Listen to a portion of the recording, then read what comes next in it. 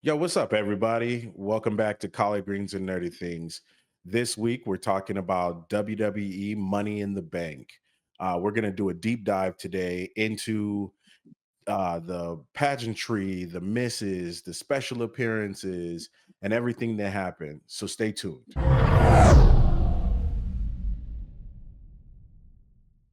So let me just say, WWE did not come to play this year. This episode and the product was pretty lit. The crowd was lit. They were having a good time. The storytelling was pretty good as well. I know me and Jay here were enjoying ourselves a lot during Money in the Bank. So what we're going to do today is we're going to go match by match and just talk about what our thoughts were, what our favorites were, and then we'll get you the nitty gritty at the end.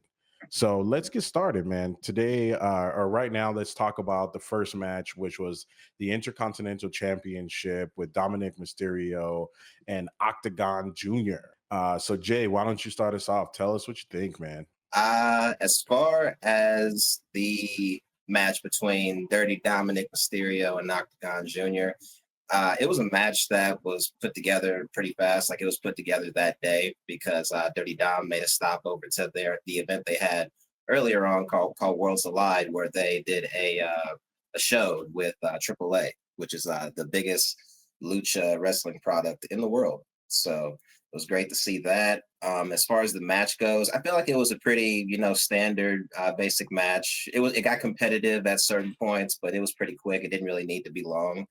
Uh, if anything, I would say it just showcased how much Dirty Dom has grown, after all his time in the company, from starting off with his dad in the tag team to being a heel and not even really. I mean, he's still a heel, but the crazy part about it is now people are really just starting to like him, just because of how good of a heel he is, how sly he is, and he's pretty, good in the ring too. He's gotten better. I was impressed with Octagon Jr. as well from the AAA promotion. I hope we get to see him more, down the line.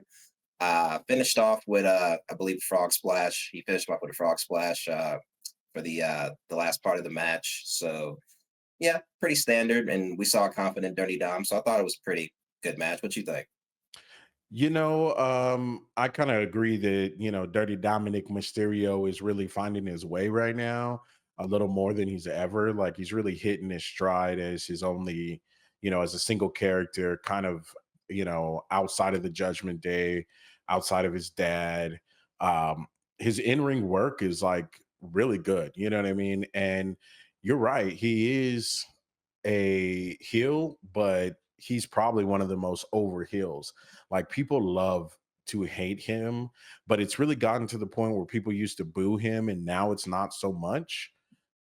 So it was kind of good to see Dom do his thing. We kind of already knew how it was going to go, right? Being that he's wrestling somebody, from AAA, and it just started Right. that morning. And Octagon Jr. is new. There's no way that he was going to drop the IC title to him. So it was kind of very par for the course, nothing crazy to talk about. No major shenanigans, with the Judgment Day. That's what you're gonna get is a lot of shenanigans. So nothing too crazy this go around. I mean, I'm liking the seeds that they're sowing in the background between him and Finn Balor, but we'll kind of see how that kind of plays its part out here in the future. So not much to say about Dirty Dom. Good match, good energy. Glad he was there, but nothing crazy spectacular. Uh, Right. but the match that I was super, or the next match that I was a little more interested in was the other Intercontinental Championship, the Women's Intercontinental with Lyra Valkyrie and Becky Lynch. What were your thoughts on that one? I thought that was a very good match, actually. I love the story that Becky Lynch and Lyra Valkyrie are telling with this. Me personally, I really enjoyed Becky Lynch as a heel just because she's so full of herself. She definitely has that Hollywood, I'm the star of everything mentality, but I think that really works for her. Kind of also, I feel like being like a mom now has kind of it's made her more effective in her promos.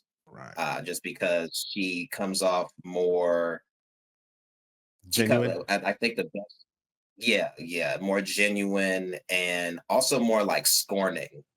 Like when she's talking to the fans, it feels like she's like scolding us. So I definitely enjoy her work. I also Lyra Valkyria, she's grown on me. At first, I didn't think too much of her, but her in ring work is very good to the point where, of course, now she was champion. But I really enjoyed the match between them. I thought it was very competitive. It picked up more around the second half. I love that the fact that Becky couldn't win with her finisher. They call it the manhandle slam. I personally call it the Bex bottom.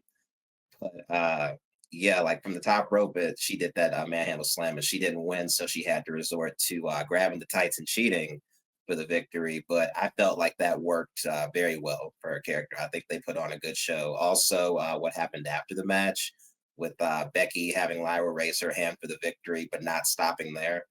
Um, I thought that that might what was that was played up a little too much. Like I feel like after she raised her hand, they kind of could have just called it a day. But I get it. Becky's the cocky one, so she's not going to stop there. The finish where Lyra put her down after giving her the victory, I'm okay with that. That kind of shows us that this rivalry is not completely over. It's not finished yet. We also know that from the Raw that happened the night after. But I'd say again, pretty solid match, very competitive. I really enjoyed it. How about you? So I'm a pretty big Becky Lynch fan. I've liked Becky Lynch for a while.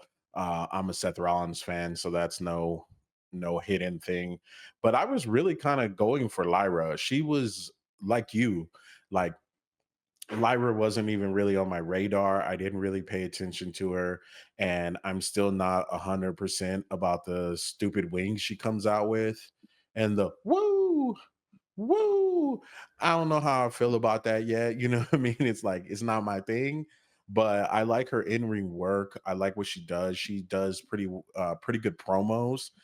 And what I actually did notice is her in-ring work is arguably a little bit cleaner than Becky Lynch's. Um Less mistakes made, less botches made, but I thought it was a fun match. I kind of knew in my heart that Becky Lynch was going to win. And here's why.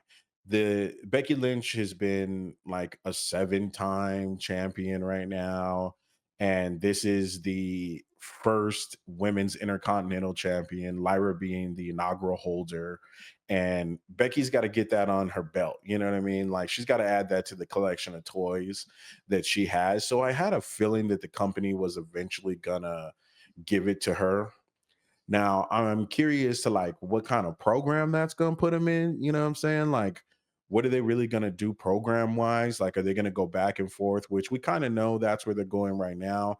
But will Becky keep it for a while or will Lyra get it back? Is the question that I think we all have as spectators.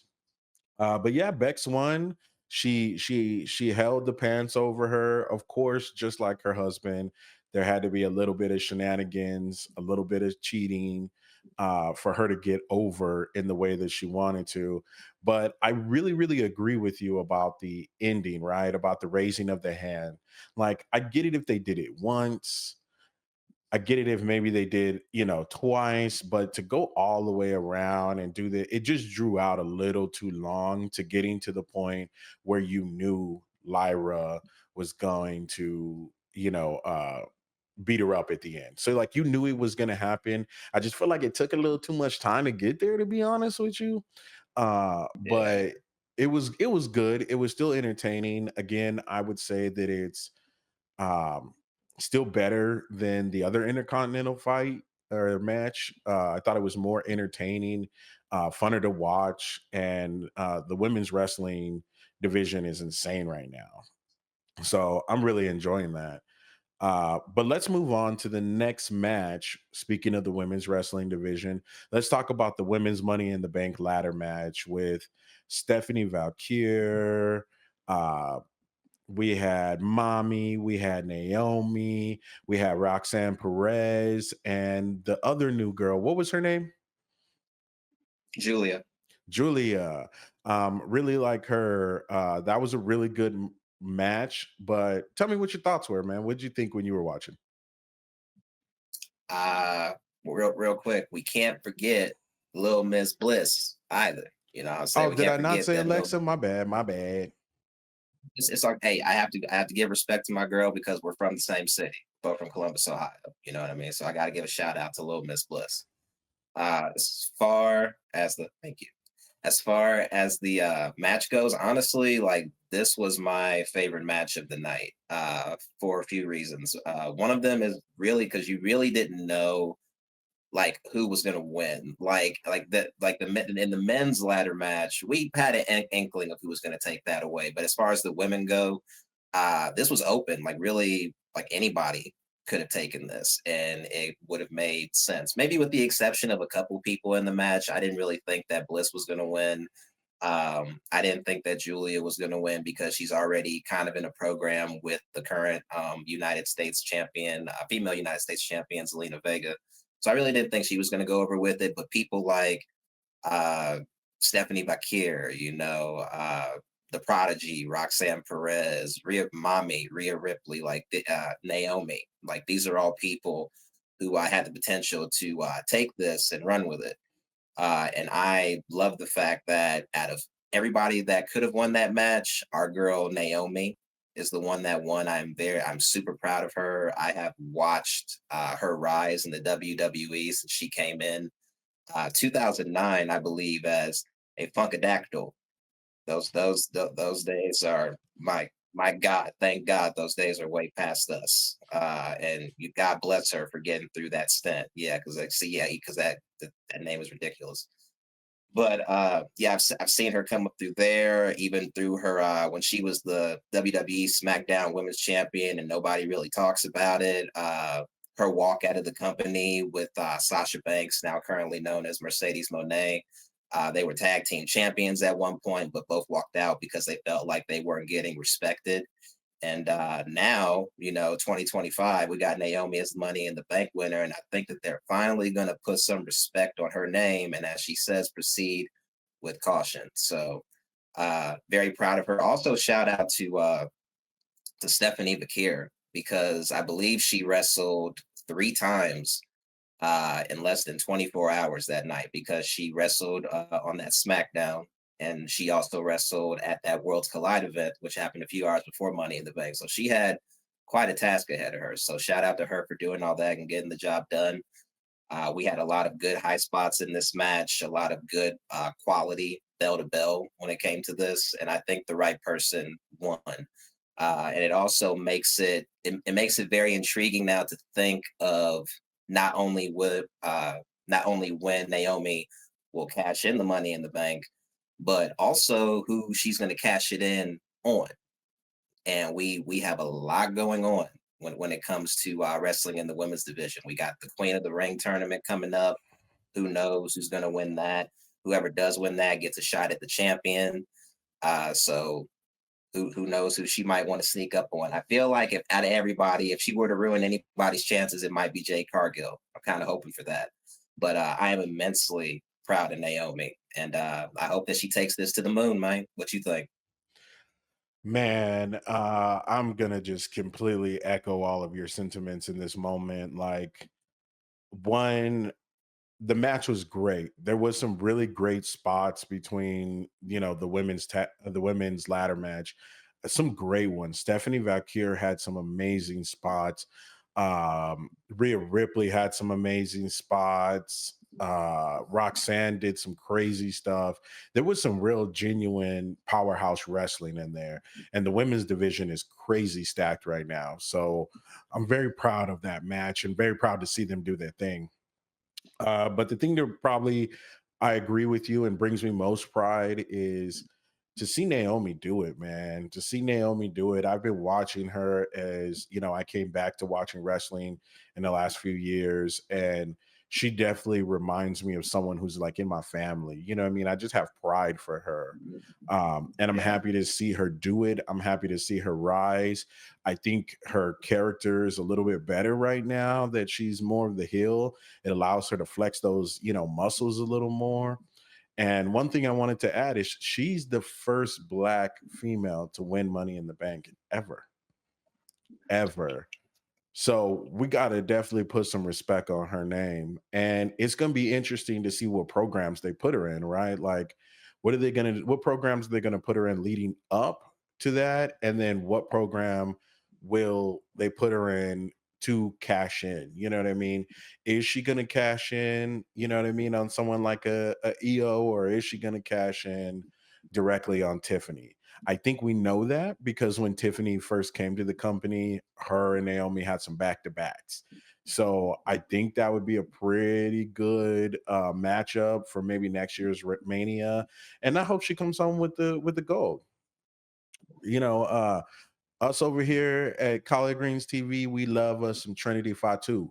So we love her, and we're very proud to see her and what she's done. So I think it was super cool. I think it was super cool, and shout out to Naomi, man. I hope you keep winning, sis. Keep But keep keep winning. Keep winning, but I also got to say, watch out because anytime she might try to cash in that briefcase, Storm is coming for that ass.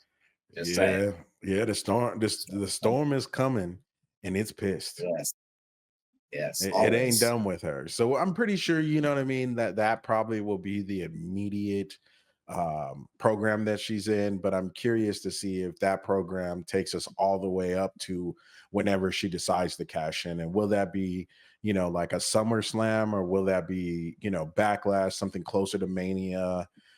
So I'm interested to see what happens with that one. It's going to be good. And Absolutely. more Naomi and Jay Cargill. Say less, bro. Say less. I'm here for it.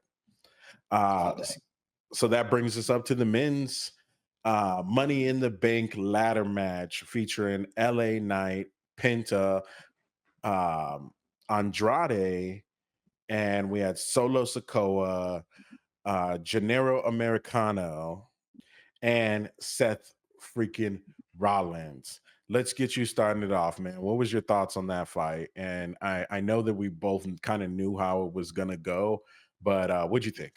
Uh the match was actually better than what I thought it was going to be, but that's just because of the extra shenanigans that happened in it, which I feel like the match needed. I feel like this is one of those situations where we had a good feeling of who was going to win the match. So if you were to overbook it by putting in some other story elements that have been happening in WWE while we've been watching, that's fine too. I feel like it made the match more exciting.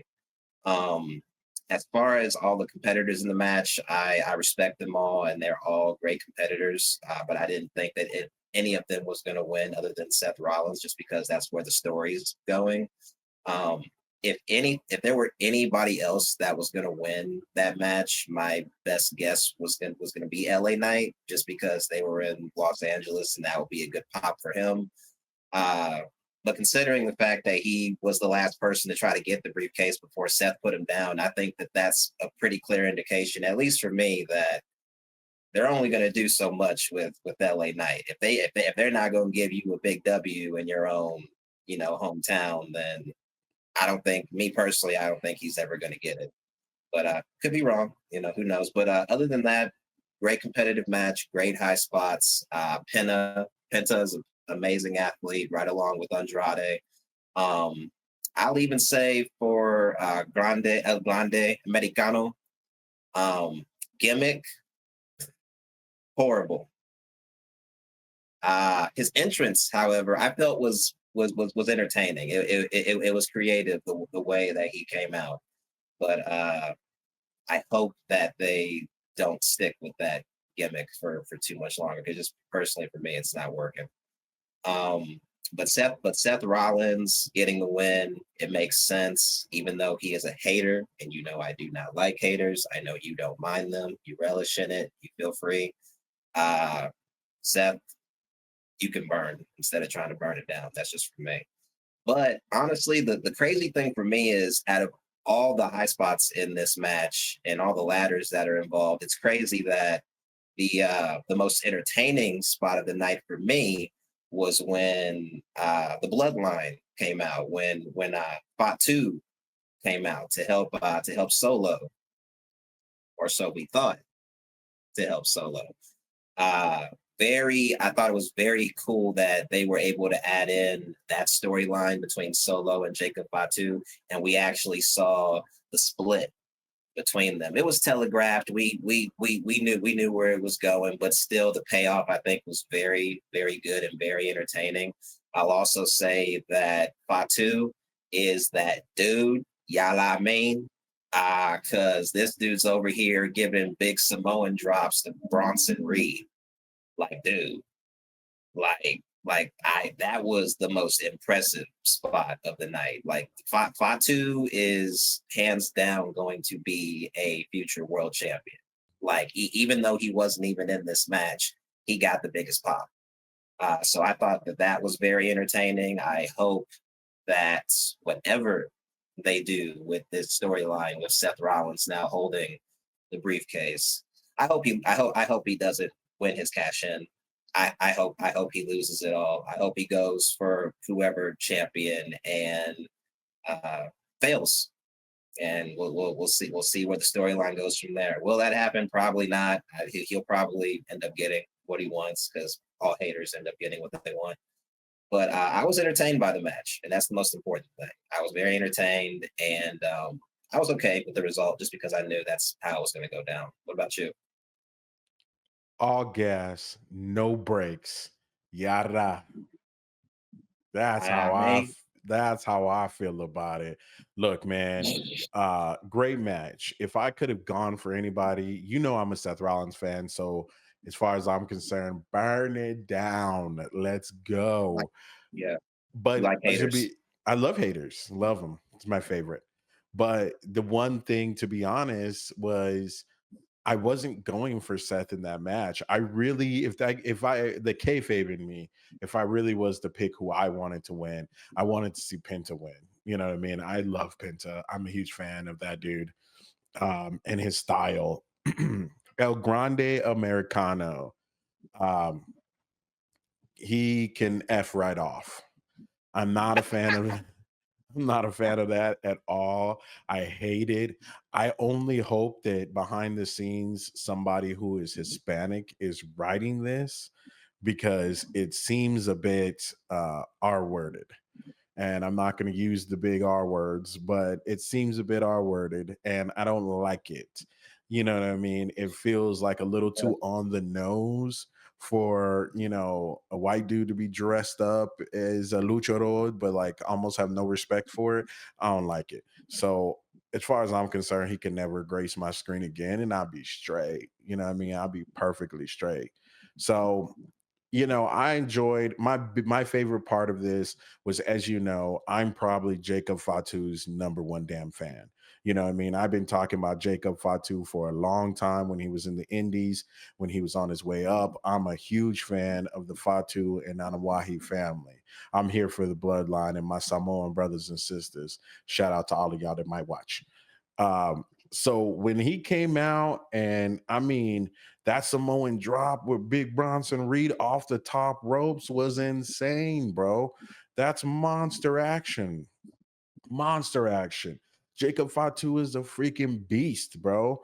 And so I'm happy he came out, and I'm happy that he looked at Solo and said, I hate you, and then took him out, because now that means there's a chance, mark my words on this podcast, y'all, that Zilla Fatu can come. And he's my second best pick. I want Zilla Fatu here. So I'm hoping this makes Jacob his own little bloodline, and it's just bloodlines everywhere. And I'm excited for this story, man. So I thought it was good. Of course, like we said, we knew it was going to be telegraphed. We knew darn well the South was going to win. He has the best storyline coming out of this and the best program coming out of this. But I mean, the fight was fun. The fight was fun, and there was some highlights in it. So I enjoyed it. Overall, I enjoyed it. But let's get to the big match of the night, the headline match of the night. Logan Paul and John Cena tag teaming together up against Cody Rhodes and Jay Uso.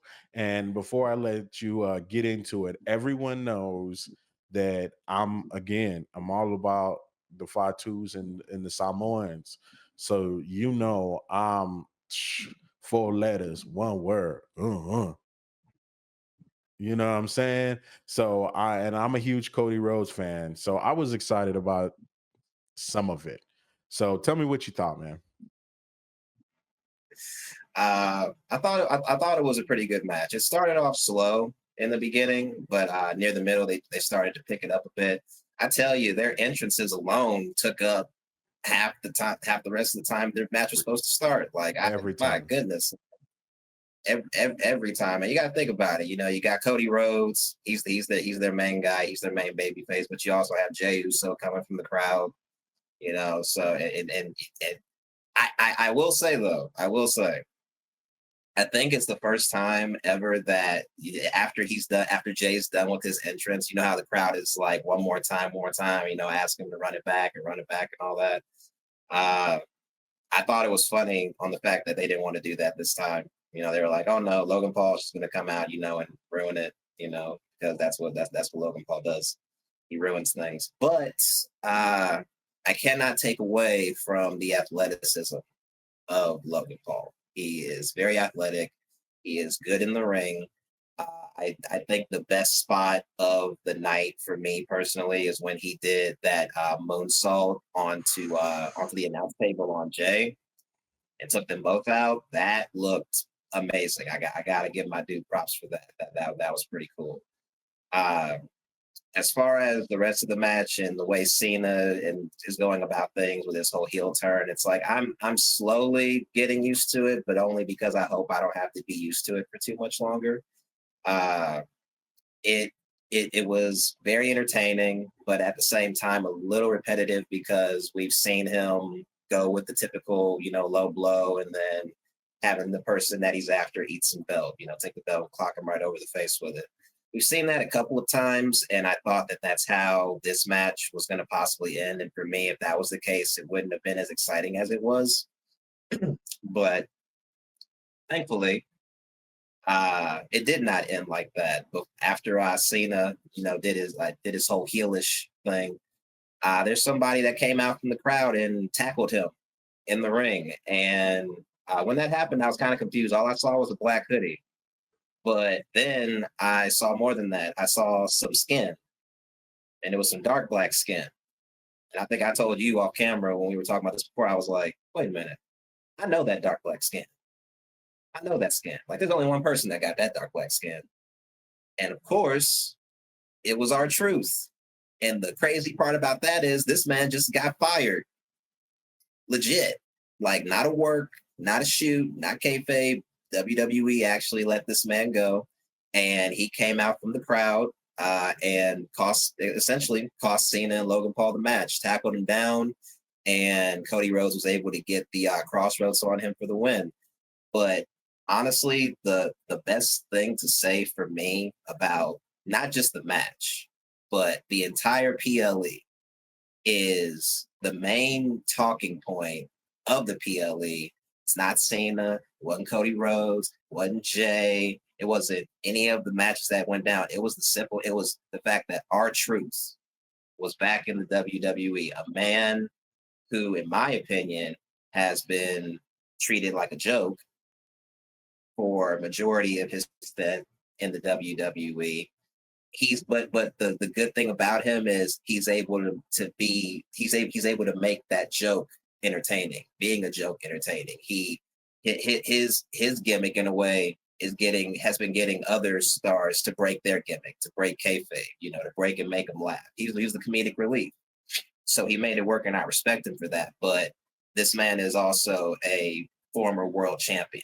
You know, not in WWE, but he's been in other promotions, and he has proven that he can be a serious competitor. So the fact that he is back now, and also the fact that he's back because of us. You know what I mean? He's back because the fans wanted him back. I love that because as a wrestling fan for all these years, that just shows why this is so good. You know, and because a corporate decision can be made. And if the outcry is loud enough, if the support is big enough, we as fans can change that. And that is a clear that's a clear example when it comes to our truth, now known as Ron Killings. I'm immensely happy for that, man. Like that alone was the best Yeah. part of the whole entire PLE for me. Absolutely. Shout out to that brother.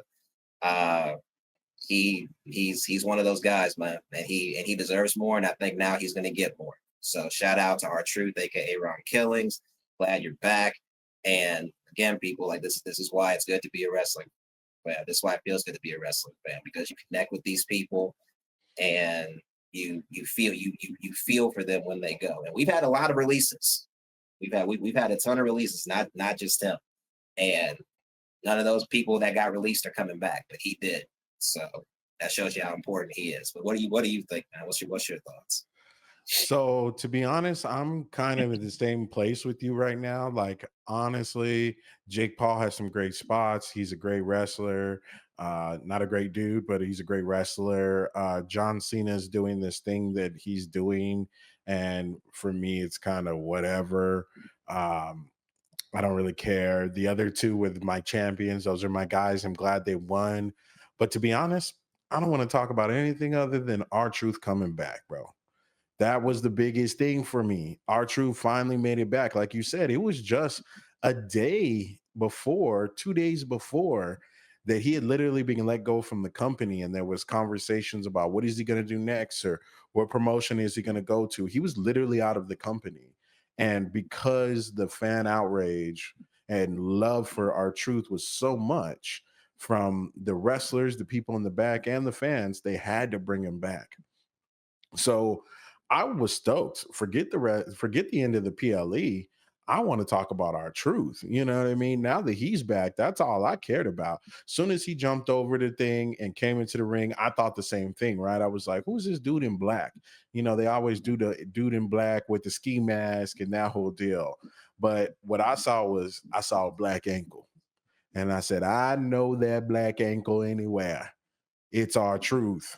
And man, I was happy to see him back. I was happy to see how the fans responded to him. Like they were crazy for him. They were screaming for it. You even if you look back at the slow-mo, you could see like Wade Barrett and like Michael Cole and some other people like jumping up and down. Like they were legitimately excited for that moment. So for me, that there couldn't have been a better way to end the PLE, but to give us back Our Truth. You know what I mean? And to give him a proper contract because he's not just a comedic relief. He's not just that dude, you know, who's in the background. He's important and we love him and we want to see him do more. So I'm happy to have Our Truth back, man.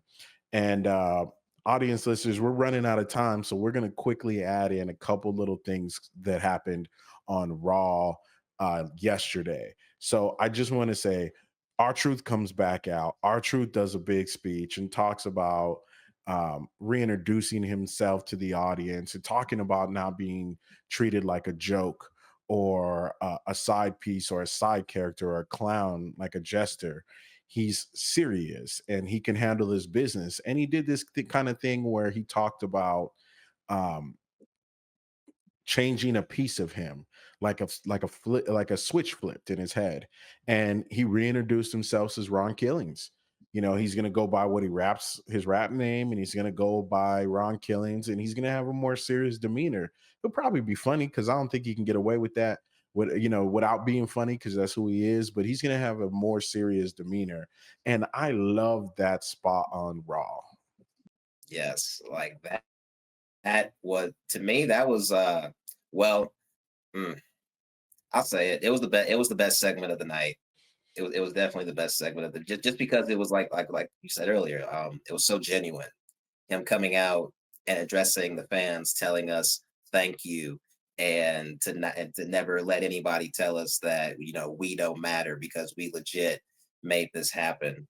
Um, the promo that he did, it was so effective for me just because you felt the realness in it, and it didn't feel like any acting. Like it felt like he was really just getting all his feelings out. Like, yeah, I've been treated like a joke, or you guys think I'm a gimmick. Like, no. And he did he did wanted something I rarely seen on television, let alone WWE, and that's this dude to show us how serious he is, and to get us to see him. This dude actually cut off his hair. He cut off his dreads and everything, and I'm like, wow. Like, talk about making sure that people take you seriously and that you're actually seen. Like, I know that everybody's eyes was glued to the TV when that happened. I know that everybody in the crowd was they probably weren't like barely breathing because they're just looking at this guy trying to convince us like, hey, I'm back, but I'm different. And I think that was definitely the most effective promo of the night, the best that I've seen in Raw in quite a while. It was very nice. Awesome, man. So I'm gonna say one more thing, and then when I'm done with this, Jay, take us home and let's get him out of here. The last thing that I just wanted to say is I'm thoroughly in kayfabe as a fan, not as a person who watched this as a strategy or a business idea or marketing. Like we usually talk about all angles and not just the fandom or kayfabe of it all. I'm effing pissed that they had Jay drop the title on at the end of Monday Night Raw. I love Gunther. He's a great wrestler. He's a great character. His in-ring work is amazing. But WWE, you screwed Jay Uso out of having a longer run and a little more respect on his name. And y'all did the same mess when you gave him the Intercontinental title and you took it away within like 2 weeks. I don't like this mess. Give Jey Uso the respect he deserves and put some respect on that man's name. He's got 14 years in the business working hard. Let him hold the title for more than a few months. I couldn't stand that and I'm pissed. And I just wanted that to be known at the end of this episode. But we love y'all and we appreciate y'all doing coming here and watching these videos, and we're going to do every PLE. So every time a WWE PLE comes out, we're going to review it. And my name's King, and this is my partner JC3. And Jay, take us out.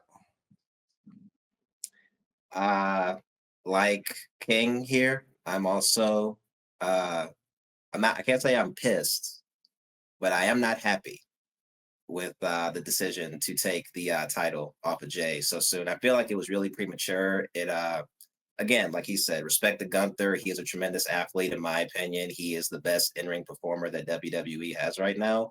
But I feel like that decision was made for storytelling purposes. Definitely not based off of how over Jay is, because if it was based off how over Jay is, Jay would have kept the title because Jay is arguably the most over male talent on the WWE roster currently right now. So don't agree with the decision. We will see where it goes. As my man said, we will be covering the PLEs, especially this one coming up with Night of Champions, because we got the greatest of all time, the 17-time champ John Cena going up against the best in the world, CM Punk. I am excited for that. I cannot wait for that match, and we will be covering it. So until then, you better get ready. And also, y'all better stay nerdy. Thank you for all the support.